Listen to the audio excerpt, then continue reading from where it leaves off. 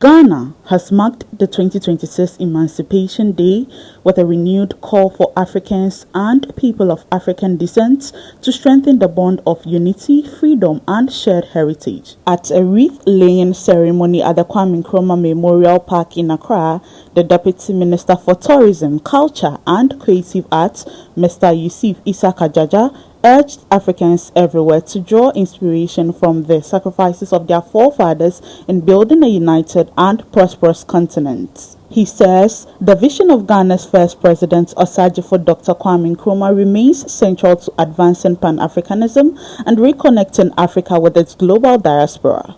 As we observe this day, may we reflect deeply on the sacrifices of those who came before us and draw renewed inspiration for their courage and build a stronger, united, and prosperous Africa. Held on the theme, Reconnecting Roots, Celebrating Freedom, Experience Ghana.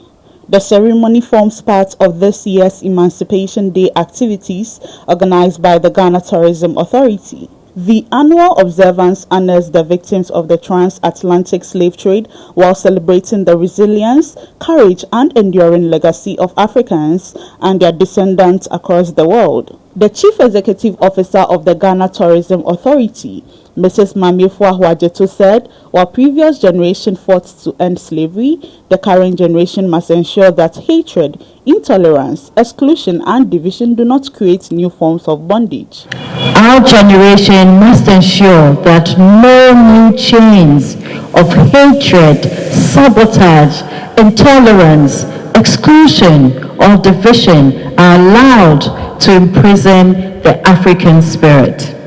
Standing here today, we are reminded that Osagyefo's dream was never confined to political independence. He envisioned an Africa united by a common destiny, an Africa where no nation would regard another as foreign, and no African would ever be treated as a stranger on African soil.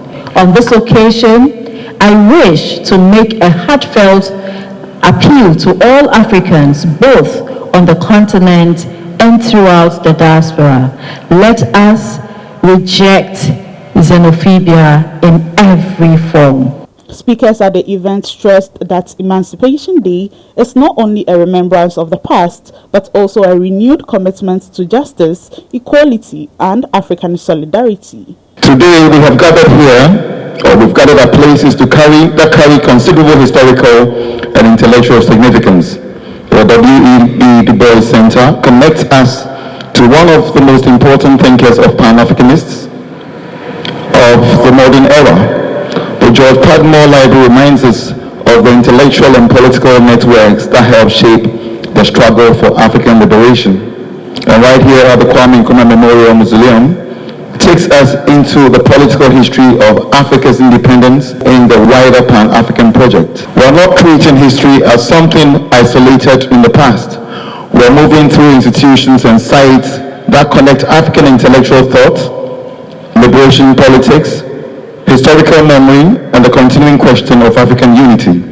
The Presidential Special Envoy on Reparations, Mr. Ekospio Gabra, reaffirmed Ghana's commitment to pursuing a united African reparations agenda, describing reparatory justice as a matter of truth, restoration, and human dignity. Emancipation is not only about freedom from chains, it is also about freedom from the enduring structures of inequality that those chains created.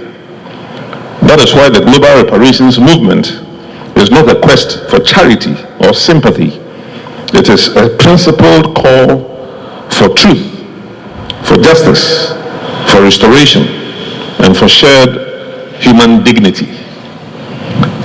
Under the visionary leadership of His Excellency President John Dramani Mahama, in his capacity as the African Union champion for reparations, Ghana is committed to working with Africa, the African diaspora, especially in the Caribbean and in North America, as well as in Europe, and the international community to advance a united, evidence-based, and constructive reparations agenda that promotes healing, reconciliation, and sustainable development. Chairperson of the Panafest Foundation, Professor Esi Sutherland Adi, also called for the continued remembrance of those who endured slavery and fought for freedom, saying, persevering their legacy is essential to sustaining the struggle for justice, unity, and Pan-Africanism. Let us honor those who have gone before, because their wish is not to be just famous. Their wish is not to be known as individuals. Their wish is that we will carry on the struggle that they started. And so that is how we will honor them. So yes, this is extremely important. I mean, I think that we must always have ceremonies like this.